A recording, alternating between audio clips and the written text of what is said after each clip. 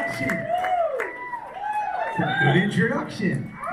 I actually hate, you guys can sit, thank you.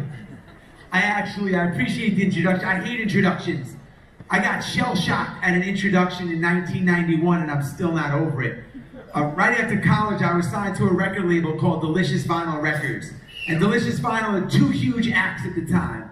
One was a guy named Tone Loc. Some of you might remember Tone Loc, Wild Thing, Funky Tone. And the other was a guy named Young MC who won a Grammy for his song called Bust a Move. I was like the next artist signed to Delicious Vinyl.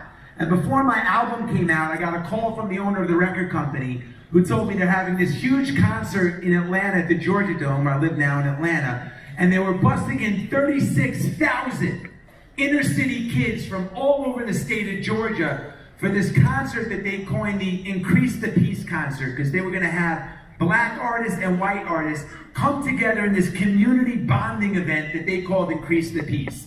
The day before the concert, Vanilla Ice canceled, and they needed a white rapper. They volunteered me to be the white act. So I get to the Georgia Dome, and as soon as I get there, I recognize immediately, like, the place is unruly.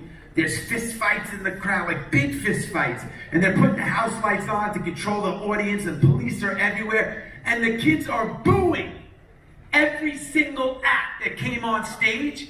They're booing them off stage. So the first guy up was LL Cool J in his prime. They boo LL Cool J off the stage. I'm sitting over here in the green room, about to go on next to sing my song, called Shake It Like a White Girl. So I called my mother, 21 years old. I called my mother, I'm like, Mom, I got a really big problem, man. They're booing LL and I'm on next. And she said, sweetie, just be yourself and they're gonna love you. It doesn't work like that, Mom. So the MC gets up, he's like, ladies and gentlemen, all the way from California, give it up for my main man, Jesse James, which was my stage name. Don't Google it. Don't Google that. So I'm about to come on, the record label gave me some t-shirts, so I grabbed a couple of t-shirts, and as I'm coming on, I'm looking at the kids in the front row, and they're pissed off that I'm even invited to this thing, man. But I got these t-shirts. So I'm like, does this section over here want some free t-shirts? The kids go crazy, I threw them out. This section over here, you want some free t-shirts? They went nuts, threw them out. Middle section, back there, you want some t-shirts? They went crazy, I threw them out. I said, thank you very much, Salt and Pepper's up next. I got the fuck out of here. Never let them boo you. Never let them boo you is the first rule of business. Yeah. Thank you guys for having me. First of all, when I say guys, it's guys and girls. Thank you guys for having me. Really appreciate it. I wanted to give you a little bit about my journey as an entrepreneur. It was very unconventional, unorthodox works. I wanted to share some of my journey with you guys, and hopefully there'll be some nuggets that everybody here can apply to your own personal journey in sales, home life, work, whatever, and then spend a little bit of time talking about a Navy SEAL that came to live with myself and my family for 30 days. A guy coined the toughest man on the planet for a reason, and the life lessons I learned from him and how I apply them to all the buckets of my life. Cool? Cool. All right, a little bit about me. I went to American University in Washington, D.C. Anybody? Nobody? Guys are a whole lot smarter than me. Well, the tuition at American University today is $40,000 a year. So for $160,000 of my parents' hard-earned money, I can honestly say, I only remember one thing. I call it the $160,000 lesson. So my senior year of college, I was at a crossroads. I was either going to go into the music business, which I loved, or I was going to sell a product called Aunt Franny's Brownies. I had a roommate in college that had an Aunt Franny, and every month she sent us a shipment of brownies. I don't know what she put in these brownies. They made everybody happy. It was like, Aunt Franny, I can market these brownies, man. So for my advertising class senior year, for our final exam, everybody had to create a fictitious brand from scratch. Soup to nuts, slogan, billboard, packaging, jingle, which I was good at. And I was like, okay, I'm gonna use this class as my R&D department. If they like Aunt Franny's brownies, I'm going into the brownie business. So the way the final exam was set up, there were 100 kids in the class, a lot smaller than this, and everybody had handed in their campaign, but 5 people were going to get picked to do an oral presentation, a State of the Union, for 30 minutes of the industry they were going into in front of the whole classroom. Man, I'm a senior in college. There's a 5% chance I'm going to, like, nobody prepared for the oral presentation. You didn't want to get picked. So we go into the classroom and the professor says, I'm going to do this the democratic way. Everybody write down your name on a piece of paper and I'll pass around a hat and I'll pick the 5 names of the people that are going to get selected. Sitting to my right in the classroom was a guy named Ronnie Cohn. Ronnie Cohn was a professional jackass. Ronnie Cohn bullied half of the class for 4 years of college. So when the professor took out the hat and went around the room for the names, I took 20 pieces of paper and I wrote Ronnie Cohn's name down and I stuffed him into the hat. Jackass. The professor gets all the names, picks out the first name, true story. The first name, sure enough, that comes out, Jesse Itzler, the jackass, did the same thing. Such an asshole. So I get up there to give my pitch in front of the professor in the class, unprepared, and 30 seconds in, for $160,000 of my parents' hard-earned money, the professor says, stop. He said, son, I want to know, what is your point of differentiation? And I was like, what? He's like, what makes your brownie different than all the other brownies? And I'm like, well, I'm gluten-free if you want me to be. I'm moist and delicious. I'm home-baked. I got shiny packaging. He said, no. He said, son, there's 1,000 brownies that come out every year, substituted for a financial advisor, advertising executive, restaurateur, whatever you do, there's 1,000 of you trying to be better than you that come out every year. He said, if you want to come out and be a brownie, you better ask yourself, what makes you a different brownie? Sit down. Whoa. So I sat down in my chair and started. That's been a really big thing for me as an entrepreneur. I've constantly, that lesson resonated with me. I'm always asking myself, like, how can I do things differently? And what makes me different? And what makes my product different? And I said to myself in that moment, man, I have a built-in point of differentiation. I'm a white guy that wants to rap, and it's the late, like, there's no one else doing it. I'm going into the music business. So at that point in my life, I'd never been in a studio. I don't play an instrument. I had no connections. I'm not a great singer, which is not a great formula. In fact, the only way that I could make a demo was to take an instrumental on a CD, the instrumental portion, put it in my CD player. While the music was playing, go over to my answering machine, hit record, and leave a rap. And that was my demo. And I sent that demo to every record company in New York that I could find and got no responses.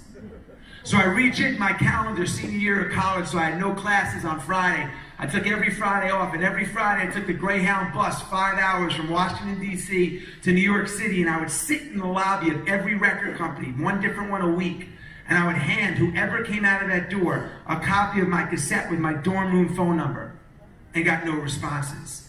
So I realized with no connections, the only way that I could possibly get discovered was to drive traffic to my answering machine. So I started leaving raps on my answering machine and calling up music executives and leaving my number, hoping someone would call me. And one day I got a call from a producer who heard my message and said, you know what, man, there's something here, but we got to professionalize this thing. I just got a job in New York City working in a studio. The last session ends at 2 a.m. The next session doesn't start till 7 a.m. I clean the studio in those off hours. If you can come to New York City, man, I'll sneak into the studio and we can record a demo. So I moved to New York City and I took a job as a kiddie pool attendant. Because that was the only job that allowed me to ride my bike every single day, 19 miles from Roslyn, Long Island, where I'm from, to Corona, Queens, to the studio, to get back in time, 19 miles to get to the kiddie pool so I can make some money. So one day I'm riding my bike. We got any New Yorkers here? Yeah! Okay, if you ever saw anybody on the LIE at 1 a.m. riding a bike, hello. One day I ride my bike, I get to the studio, and sitting on the mix board is a cassette. And it's a cassette that changed the trajectory of my life.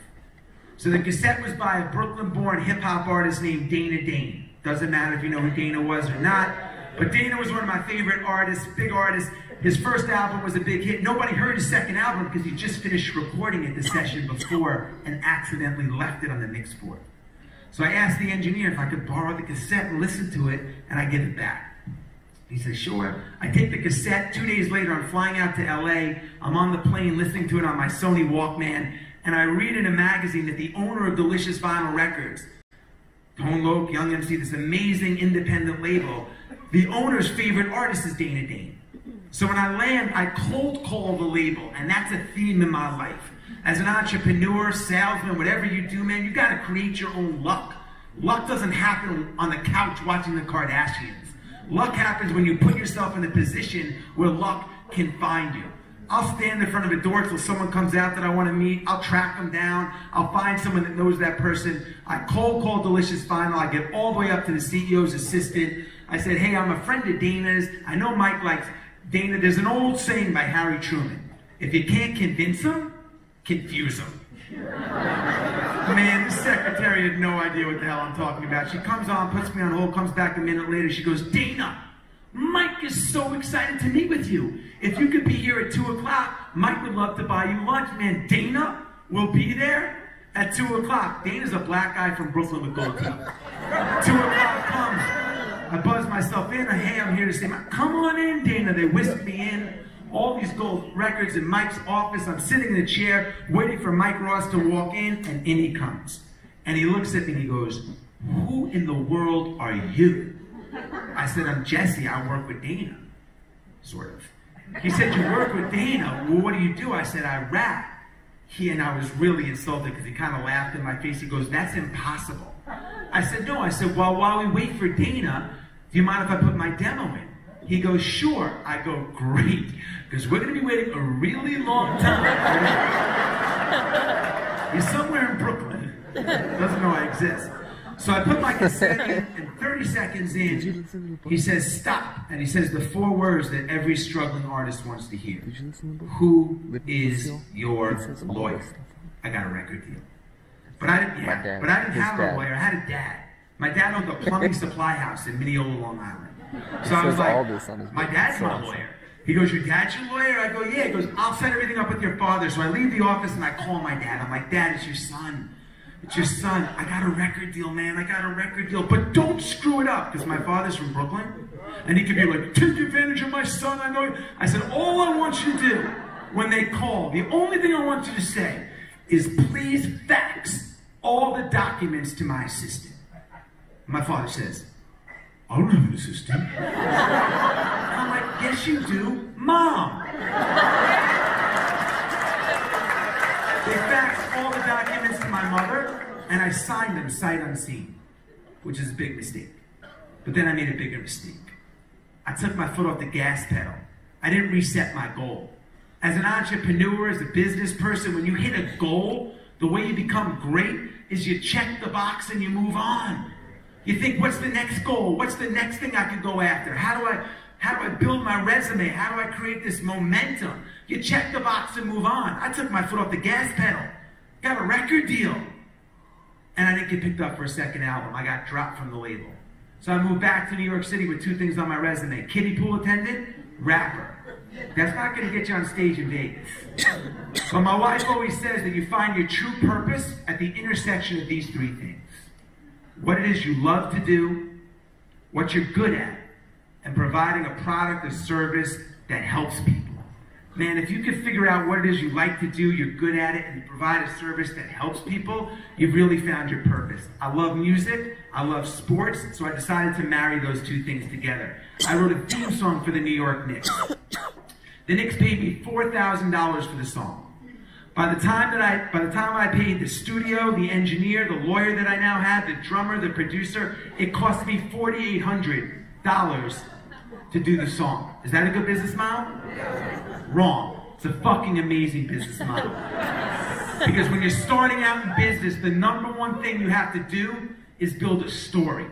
People buy stories. They buy momentum more than they buy products. You are the business plan. Right?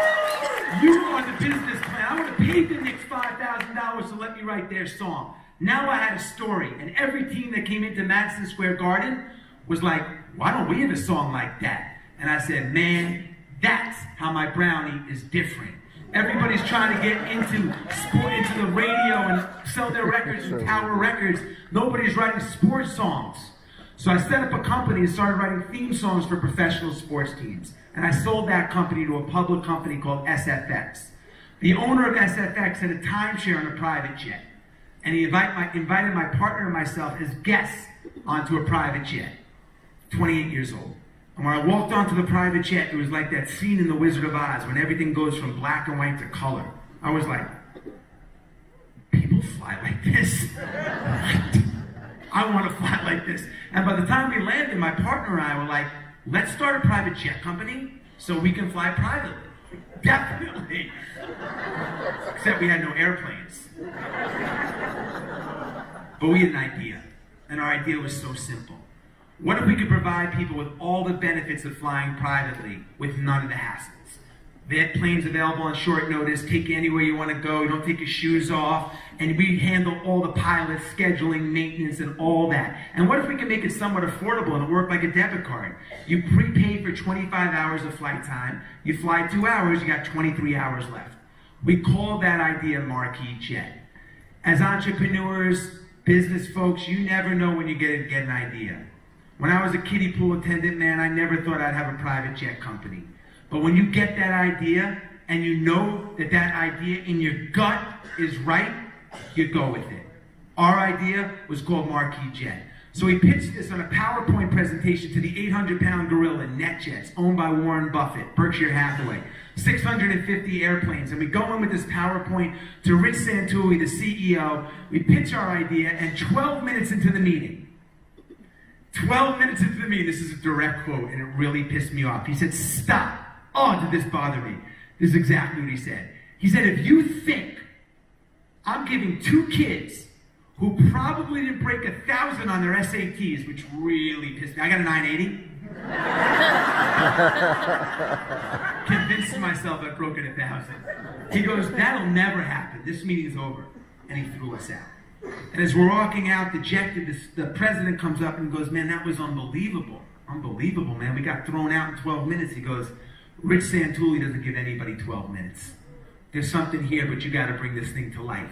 And we realized that we could never come back a week later. We set up a meeting a week later and do a PowerPoint presentation. Santulli sees 1,000 PowerPoints every week that we had to figure out what made our brownie different in the pitch. So we brought in our own focus group. We set up a table by the boardroom table, and one by one, by our table, we had 8 people come in. We had Carl Banks from the New York Giants, Run from Run DMC, a powerful female real estate mogul, and one by one they stood up and they said they would never buy a fraction what NetJet was selling, but they would buy a jet card if there was a jet card available. Santulli in the meeting said, man, if you guys put up your own money, I'll give you a shot. A year later, we were bigger than NetJets. We did $5 billion in sales. And we sold that company to Warren Buffett's NetJets. No more kiddie pool attendant. The first thing you do when you start a company or anything is you have to build credibility. So we realized that the easiest way for us to build credibility was to sign up big name people, because if I was going to sell this gentleman time on one of our planes, he said, well, who flies with you? And I said, oh, my father, my next door neighbor. He'd be like, what? But if I was like, Bill Clinton flies with us, Oprah Winfrey flies with us, LeBron James flies with us, I'd be like, wow, they must have vetted this thing. Like, this is real. So I was in charge of the entertainment vertical trying to sign up big name stars. And one day I'm going to my office in New York City. I was 35 years old. I'm taking a taxi cab. I only wore shorts until I was 35. So I'm in shorts in the cab and I get a ding on my device. I look at my device. If I get a ding on my device, that means we have a customer. Like, that's like we won the Super Bowl. Someone's flying with us. I'm like, what? And I look down and it says that Ben Affleck, Jennifer Lopez, and Matt Damon are taking a demo flight to try our product from LA to the Sundance Film Festival. I said, Mr. Cab Driver, take me to LaGuardia. I go right to LaGuardia with no luggage, in my shorts, get a Delta flight all the way to LAX, go over to the private terminal, and as it turns out, they got what's called a scheduling upgrade, by luck. They got upgraded to what's called the Boeing Business Jet. The Boeing Business Jet is a $55 million airplane. It's like Air Force One. It's got a bedroom, and it's crazy. And I go over and I see Jennifer Lopez, and I take out my card. I said, Miss Lopez, I'm Jesse Itzler. I'm the co-founder of Marquis Jet. We got you this upgrade today, sort of. She looks at me and she goes, how old are you? I said, well, ma'am, I'm 28, 29 years old.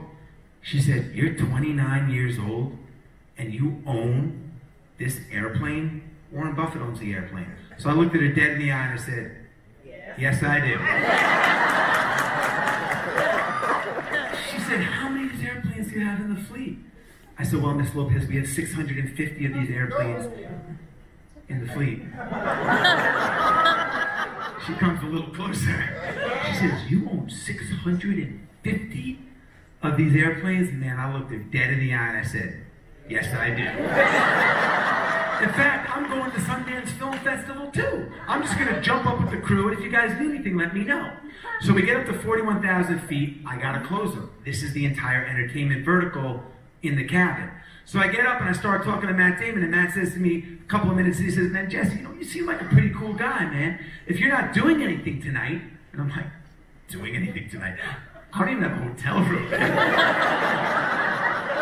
Why don't you come to our intimate launch of our Project Greenlight event tonight? It's going to be a small, intimate affair. We'd love to have you if you're not doing anything. I'm like, I'll cancel what I have, and I'll come meet you guys. Cool. So we land the airplane, and they go in their limos, whatever. I grab a little taxi once they're out of visibility. I go 30 miles to a Motel 6, buy some clothes that look pretty similar to what I'm wearing today, and I head over to the intimate affair. Well, Matt, you're wrong. It's not an intimate affair. There's 4,000 people trying to go through one guy with a clipboard to get in. And I'm like, man, I'm never going to go in. But I recognize in that moment, it was like that Eminem moment, I'll never get another chance. You know, when we get that opportunity for a customer or a client, you just got to go. You got to go introduce yourself, shake your hand. That was this moment for me. I had to get into that damn door. There was no way I was not getting through the door. So I go through the crowd, excuse me, I go up to the doorman, take out my ID. I said, excuse me, sir, I'm Jesse Itzler. He verifies it. I said, I'm on Matt and Ben's advanced scout team. They sent me down here because they're not coming until I look at the VIP room and call them and tell them it's perfectly set up the way they want it. They're waiting in the hotel. The guy's like, okay. And in I go. It's a mismatch, man. New York versus Salt Lake. So I come in. It's a mismatch. No disrespect anywhere from Salt Lake. I come in, and I go to the VIP section. Clooney's got a table, and Pitt's got a table. Do you guys remember Pauly Shore by any chance? Yeah. Pauly Shore's got a table next to Matt Damon. He's got all these names or whatever, so I take out a pen, and I write Itzler, and I pull up a seat. If you don't have a seat at the table, make one.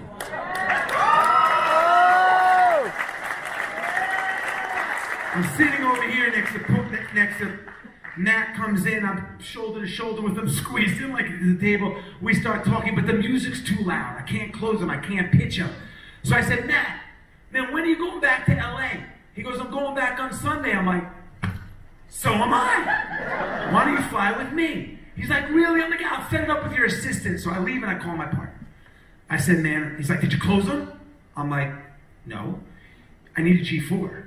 He's like, you need a G4 for what? I'm like, I gotta fly everybody back so I can close them on the plane. He's like, well, what if you don't close them? And we go through this whole thing. He's like, look, a G4, that's our entire marketing budget for the year.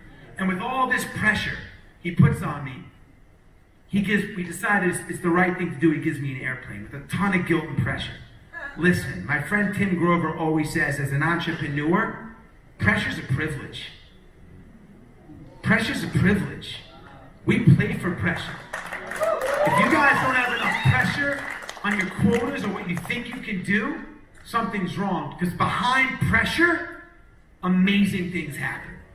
It's good to put some pressure on. I wanted that pressure. And by the time we landed that airplane, all three of them were signed up. And that was the start of a company that went on to do $5 billion in sales. During my journey at Marquis Jet, I decided I want to raise money for charity. But I didn't want to have a golf outing, man. All my friends were having golf outings, or they were honoring somebody and having them send out an email to raise money. I don't want to do any of that. I wanted my brownie to be a little bit different. So I decided that I was going to run 100 miles. I signed up for the USA National Ultra Marathon Championship to run 100 miles in 24 hours. and I gave myself 90 days to train. Every single training manual that I Googled and read about was a 12-month program. Here's one key thing as an entrepreneur. Speed up the process. Speed up the process. Whatever you guys are doing, find a way to speed up the process. Because I was like, man, if I could do this in 90 days and everybody else is taking a year to do it, I'm going to have twice as many races as them. I'm going to have 4 times as many experiences as them. I'm always looking for ways that I can speed it up. Who's the expert? What seminar do I have to go to? Who's my lawyer that has the connection? How do I speed it all up? And I gave myself 90 days. And when I did that, I did a lot of research around hydration and nutrition. If you're going to run 100 miles, what do you eat? What do you drink? And everything pointed to coconut water. And I became the human guinea pig for coconut water. I finished the race in 22 hours and 30 minutes. It put me in a wheelchair for 4 days, but I finished the race. Yup, raised a lot of money for charity. And when I was done, I was like, man, when people discover the benefit of coconut water, it's going to be the next big thing in beverage. And I spent a year traveling the globe trying to figure out how to import coconut water. And I realized that, like Santulli was right. I did get a 980 on my SAT. I could not figure that shit out. Importing cocoa, but I knew I could market it. So I partnered with a company called Zico, Z-I-C-O. They were doing $3 million in sales. And 2 years later, we sold that company to Coca-Cola. My wife is an entrepreneur. She owns a company called Spank. She started with $5,000 in savings. And my business career kind of went to a highlight for me when 3 years ago, my wife and I became part of the Atlanta Hawks ownership group. And throughout my 25-year journey as an entrepreneur in business, there have been 2 themes that I really want to share with everybody. The first one is I had no prior experience in anything that I did. I had no prior experience. And for a lot of people, that could be a deterrent. It could be a dream crusher. Like, I always wanted to open a restaurant, but I don't know how to do that. And I always wanted to write a book, but when you get started or whatever. But for me, it was the greatest blessing. Because it guaranteed that everything that I did in my life would have different results than everybody else. It guaranteed that my brownie would be different. I always say to people in my office, if nobody taught you how to do your job, how would you do it? Rip up the playbook, rip up the manual. Every company is using the same manual that you're doing. Innovation comes when you rip up the playbook. And you said, man, how can I do it? How can I be a better, how can I get this customer? How can I be a better, how can I become the guy when there's so many people that want to be the guy? How do I get that person's money? How do I become the advisor? What do I do differently? The second thing is when I started out in business, man, I had no time to be scared. I was too young. I guarantee you, with 100% certainty, every single person in this room will come face to face with a wall of fear in your journey. You have a decision. Do I turn around and be like, man, I'm not going near that wall? Or do I go through that wall, above that wall, or I figure out how to go around that wall? But on the other side of that wall of fear is a pot of gold, man. That's where the gold is. Now, I don't like to, the most liberating gift that you can give yourselves is to get over the fear of being embarrassed. I don't like to be embarrassed. None of us like to be embarrassed, but I'm not scared of it. But it wasn't always like that for me. When I was in college, I liked this girl in a classroom the size of this. She didn't even know I was in the classroom, but for 6 months, I had a full-blown relationship with her in my head. Loved her. And because our relationship was going so well, I decided to invite her to my formal. But I was so scared that she would say no. I had to have my roommate call her and say it was me. I was so scared of the rejection. Fast forward 20 years later. I like this girl. She's a CEO. She's the founder of Spanx. We're kind of friends. I want to get on her radar. I'm about to run that 100-mile race I just told everybody about a minute ago. I call up her assistant, Lisa. This is Jesse Itzler. I'm going to run this 100-mile race, and I will run the entire 100 miles in Spanx, women's underwear, for a testimonial or donation from Sarah, which would have been cool, but I wanted Sarah. She puts me on hold. She goes, Sarah, some lunatic is on the phone saying he's going to go run 100 miles in Spanx. Sarah says, I think I know that lunatic. And a year later, she married the lunatic. 4 kids with the lunatic.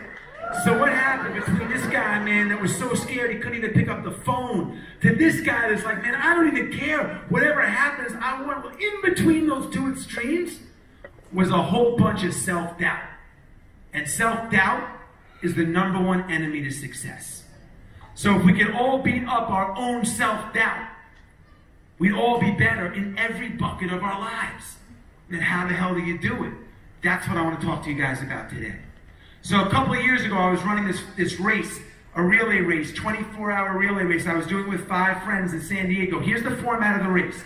You run a mile, you run a mile, you run a mile, I run a mile. Whatever team runs the most amount of miles in 24 hours wins the race. I'm with 5 friends. To my left is the guy that has nobody to relay with. He's his own relay team. 285-pound black guy sitting in a chair, looking into space, pissed off. And the race is unsupported. That means they provide nothing. It's on a dirt, 1-mile, unlit parking lot in San Diego. You have to bring all your own supplies. They don't even give you water. I just sold my company to Warren Buffett. I way overdid our supplies. I had a Whole Foods truck pull up. I had a 10 company set up a tent, 4 masseuses. Man, I went crazy. This guy, 3 items. He had 1 bottle of water, a box of crackers, and a fold-up chair. And he weighed 285 pounds. Thinking to myself, man, how in the world is the guy that weighs 285 pounds going to run for 24 hours, 100 miles? And sure enough, at mile 70 miles in, because of his weight, he broke every single bone in both of his feet. And because he only had crackers and water, taxed his body, he had kidney failure. And he was peeing blood right down his leg. And I'm like, man, we got to get this guy to a medic immediately. Race director, airlift this guy out of here, get him to a medic, to a hospital immediately. What does he do? He gets duct tape.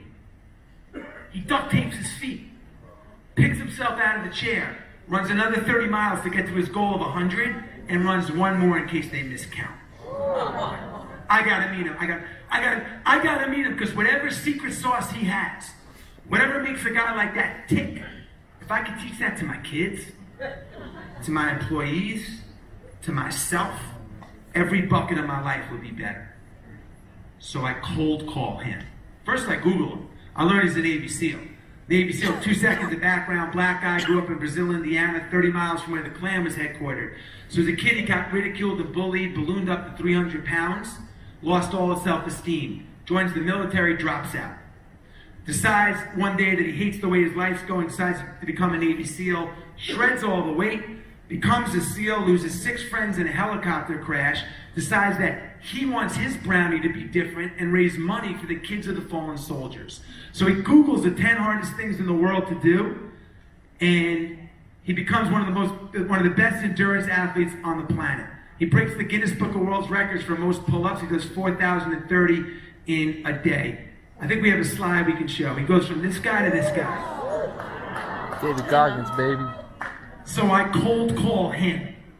I get him on the phone. He says, I'll give you 15 minutes if you come meet me tomorrow. So I fly from New York to San Diego, where he lives, and I'm sitting in our lunch meeting, and 5 minutes into the lunch meeting, I realize, man, I'm never getting the secret sauce over lunch. And I just looked at him. I said, you know what? Out of nowhere, would you come live with myself and my family for a month? Him. He looks at me. I apologize for the language, but this is what he said. He looks at me and he goes, if you're crazy enough to ask a guy like me to come live with you, motherfucker, I'm crazy enough to come.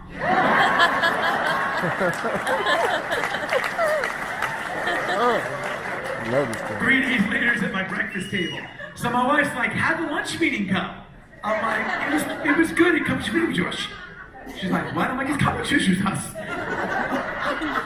He's coming to live with us, sweetie, on Friday. What? Friday comes. Now, at this point in my life, I'm in a great spot. Married, still am. I had 1 child. I now have 4. But like everybody in this room, I was in a routine. And my routine was get up, work out hard, go to work hard, come home, dinner, put my son down, spend some time with my wife, and repeat. And routines are great, but routines can also be a rut. You can't get better doing the same thing every single day. And I thought I was operating at a high level, man. Sold a couple of companies, you know, ran this big race, everything is great. But I was so comfortable in my routine, I was going through life like this. Who in the world wants to go through life like this? Man, I want to go through life like this. I want to keep learning and growing and experiencing and climbing and soaring and seeing what I'm capable of doing. I want to be the 80% version of me. I got one life. I don't want to go through it like this. But I was so comfortable, man, staying here, I couldn't get out of it. Our deal was to mix it up, mix up my routine, get me out of my routine. He said, you got to do everything I say or I'm leaving. Roger that. Friday comes. He comes to my house, he's got a little Huck Finn knapsack. I'm like, what? If I'm going away for 30 days in the middle of winter in New York, I'm checking 3 bags. I came to Vegas, I'm here for 8 hours, I checked the bag. He's got this like little thing. So I made a little mental note of simplicity. Come back to that in a minute. He comes into my house, I call him Seal. I said, Seal, man, make yourself at home. My home is your home. He goes, nah, I don't have a home. I said, no, make yourself at home, that's just an expression. He comes over to me nose to nose and he goes, I don't operate in expressions. It's going to be a great 30 days. He says, get your stuff on. I want to go to the gym so we can see how strong you are so I can map out the month. So we go down to the gym, we go to the pull-up bar. He goes, let me see how many pull-ups you can do. So I get up on the bar and I get 8 pull-ups. It's an exaggeration. Actually, a flat out lie. 4 or 5 pull-ups. 4. I get 4 pull-ups, I drop down, he goes, all right, wait 30 seconds, do it again. So I wait 30 seconds, get on the bar, I get 2 or 3 pull-ups, I drop down, he goes, wait 30 seconds, do it again. I get to the bar, I barely get 1 pull-up, I drop down, I'm maxed out, I go, okay, what's next? He goes, what's next is, we're not leaving here until you do 100 more. Maybe in SEAL land that's possible. But I'm like, man, that's impossible. And he said, you know what, Jesse, I already know what your biggest problem is. What our biggest problem is. The limitations that we put on ourselves are self-imposed. The limitations that you put on yourselves are self-imposed. And I'm going to prove it to you right now.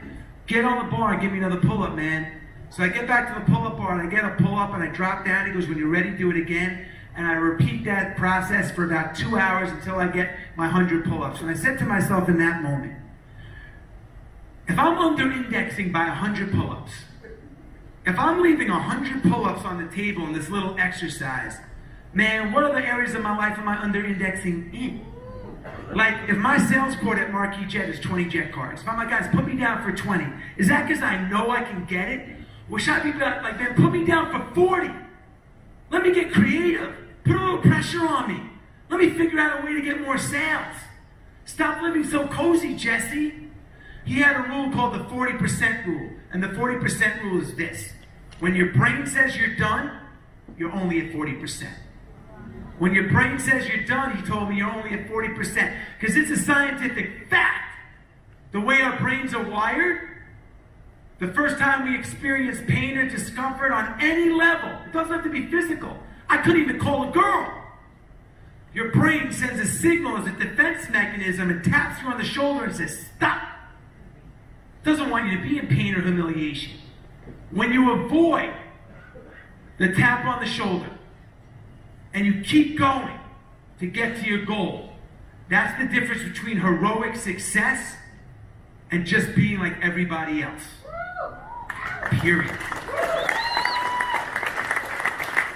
Now you could call it grit, you could call it resilience, you could call it mental toughness. I don't care what you call it. We all have it.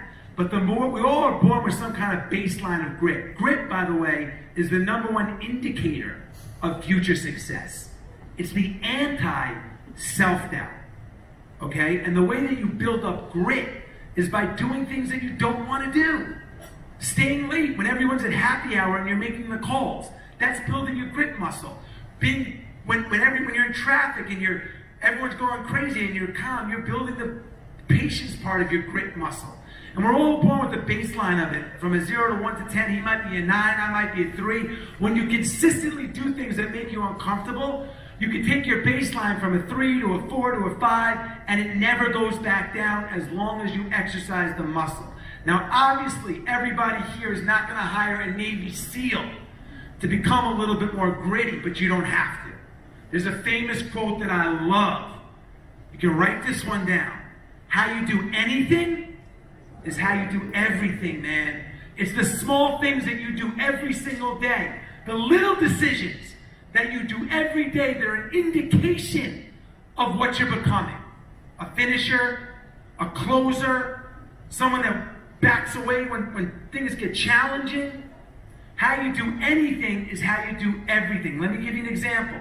The other day I was with my son, we're playing a game, and I'm spraying my son down with the hose. I'm getting him all wet. And my wife's like, sweetie, dinner time. And I drop the hose. And I'm like, man, I'll just clean that up tomorrow. It's just a hose. And I start walking in, and I caught myself. I'm like, that's not just a hose. That's an indication of what I'm becoming. Lazy. It's okay to not finish what you start. Somebody else will do it for me. I can put it off to tomorrow. That's not just a hose. And there's a lot of those decisions every single day. Man, that's the difference. It's creating winning habits, winning routines, and a winning mindset through the little decisions. So I wrote a book about our journey called Living with the Seal. You read it, great. If not, I wanted to share a couple of immediate, actionable takeaways that everybody in this room can do to get better immediately in all buckets of your life, all right? The first thing is, when Seal came into my life, he was super disciplined. We're all disciplined in our own ways, but we all struggle with discipline on some level, right? So I wrote a contract with myself. If you don't have a contract with yourself, it's a super powerful thing to do. It's a 5-minute investment. And it's a list of all my non-negotiables. I'm not going to read it to you, but I want to give you the last 2 words of the contract with myself. The last 2 words of my contract with myself completely changed my life. And those words are, remember tomorrow. When you have a split-second decision to make, big or small, remember how that decision is going to make you feel tomorrow. You want to drop out of the marathon at mile 18? Cool. Until tomorrow. You want to come to the big party tonight after, man, we're at Elvis's hotel and drink tequila, take your shirt off and be the life of the party? Amazing. Until tomorrow. You want a great litmus test for making decisions? You want a great test for making split-second good decisions? Remember how that decision is going to make you feel tomorrow. The second thing along those lines is, how many people in here have a personal mission statement? Nice, not bad, 12. What's the first thing every business does in America? They write a mission statement because it gives them permission to say no. It defines what's important to them, right? In my life, I have 4 buckets. I have my wellness bucket, my business bucket, my family bucket, and other things that are important to me. And if it doesn't fit in one of those 4 buckets, I'm not doing it, man. Because I'm not in the first chapter of my life anymore. I got to do things that move the needle and the things that I want to do.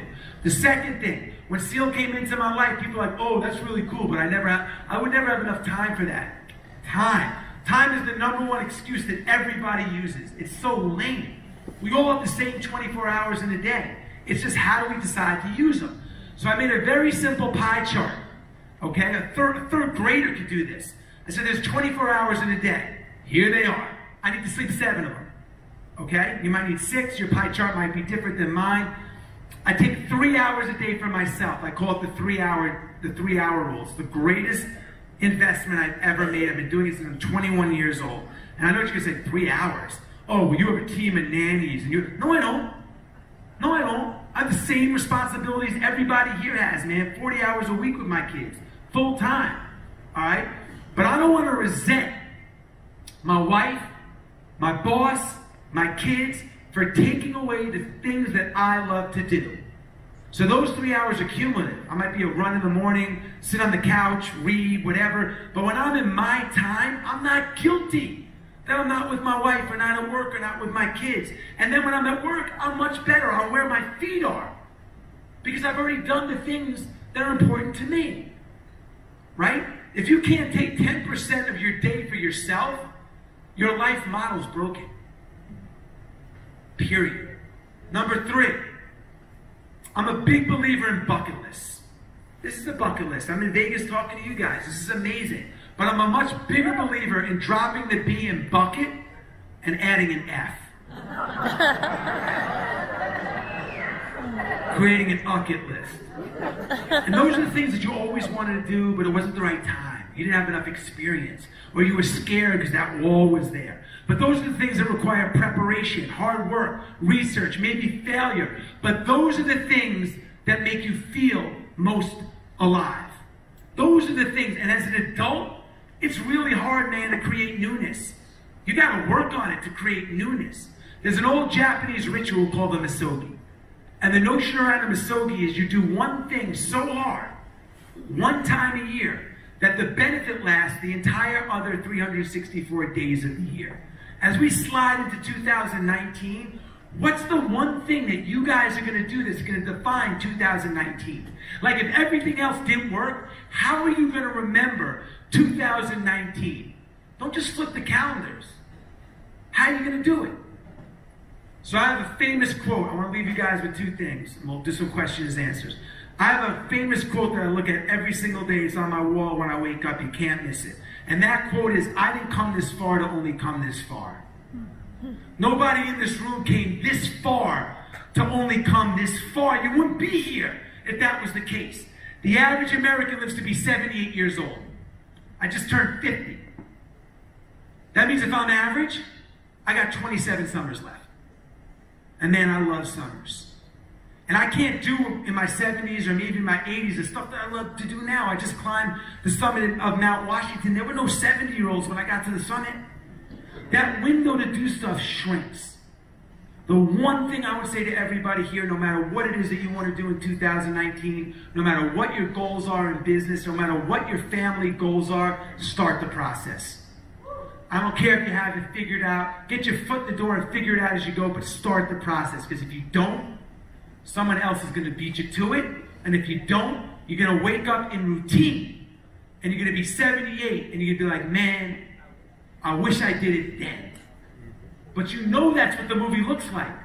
So put something big on your calendar, man. We didn't come this far to only come this far. Thank you.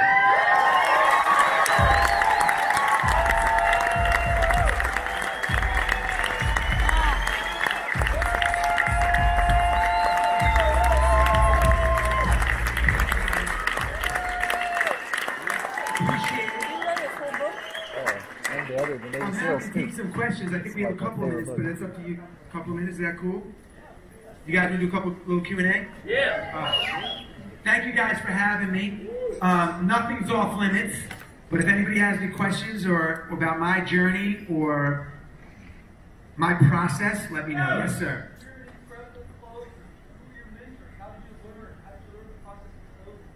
I never took a business class. My father owned the plumbing supply house. I had no mentors. I just said to myself, what would you want to hear? And this is my style. This is why I sold a ton of jet cards at Marquis Jet, and I knew the least about airplanes. I don't even think I knew the pricing. If I walked into a meeting and someone had a running watch on, I knew I had the sale. Because I would just talk, say, oh, you like to run marathons or something, and let them talk for 29 minutes about all the races they did or whatever, and be like, that's amazing. And I'd be like, you're my kind of guy, I'm a runner. I want to talk to you about my jet program or whatever. And they'd be like, I'm in. Let them talk. That was my thing, man. And that's honestly, I would let the other people talk, repeat back. I mean, it was just obvious.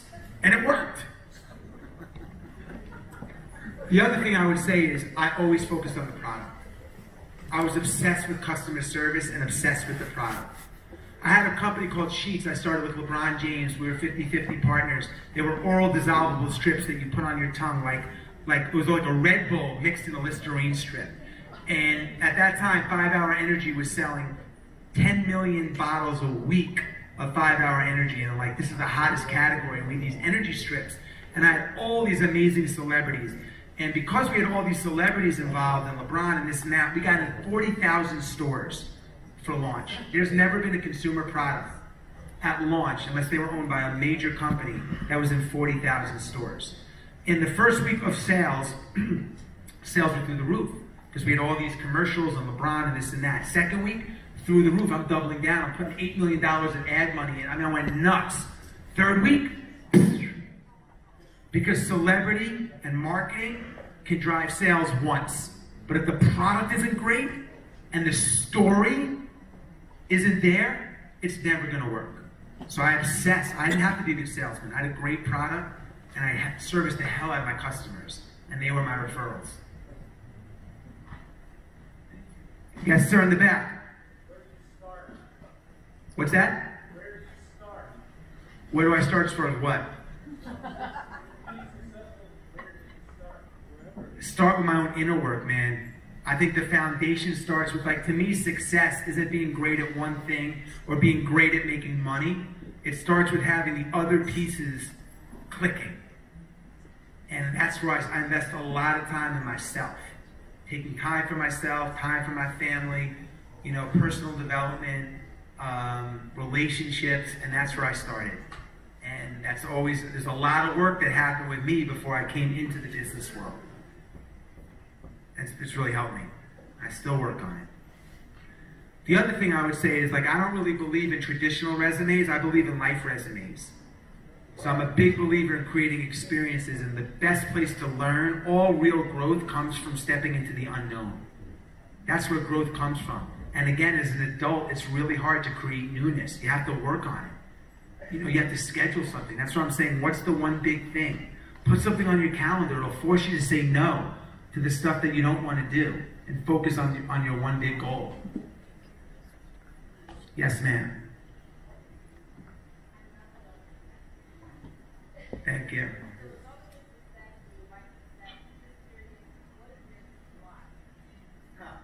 So the question was, with all your success and your wife's success, what is your why? I don't know. I mean, that's a really difficult question. I just like to do things that make me feel fulfilled. That's usually helping people. I enjoy this. I enjoy meeting people. I enjoy speaking. But my why is really just focused around, like, how can I, it's going to sound so ridiculous, but when I'm done, how do I make people feel? How can I leave the world better? That kind of stuff. So my wife and I joined the Giving Pledge, so we're giving, you know, the majority of our money away. Yeah.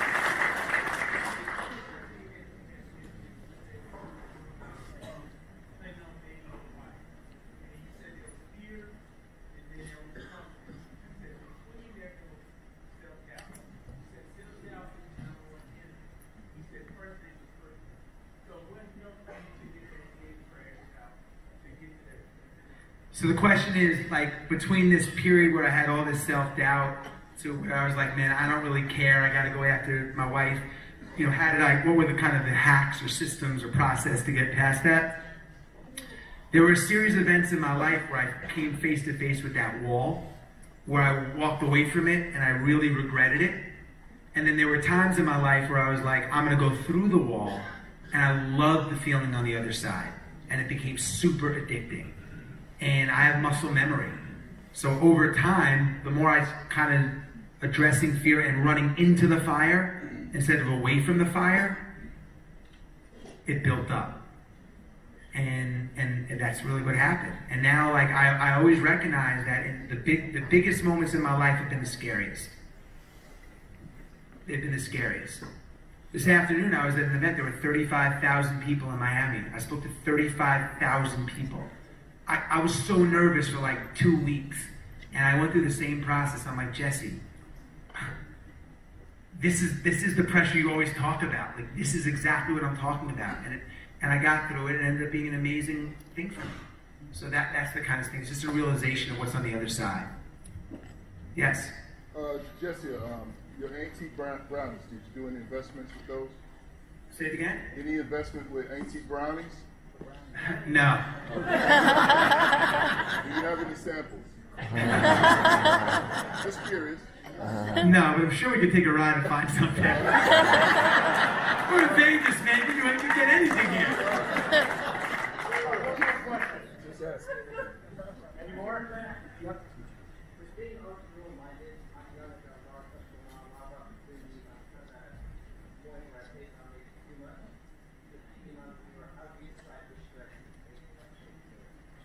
Yeah, so how do I decide which direction to go and what to take as an entrepreneur?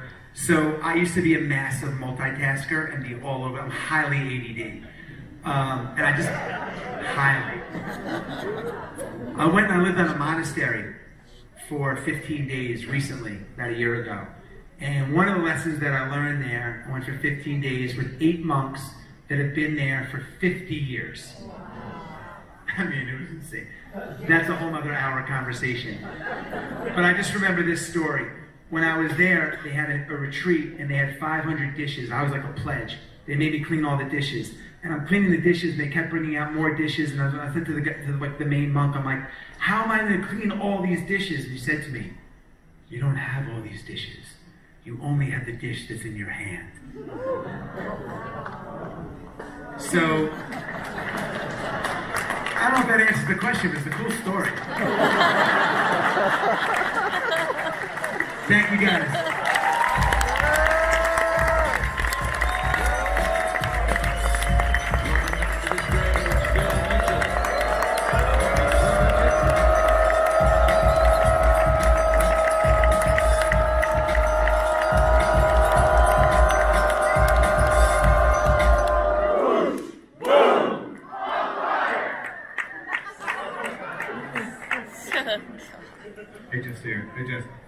Hey guys, did he do a great job or what? Awesome. I don't think you know what he had to get through today. I mean, he was, you know, all day today, speaking in front of 35,000 people, immediately left that event, hopped on a plane from Miami, flew all the way here. I got him off the plane, he ran here, barely had time to use the restroom, and talked to us, and he's leaving first thing tomorrow morning because he's going back for the Super Bowl. And so he went through a lot, guys, to get here. So again, give him another round of applause.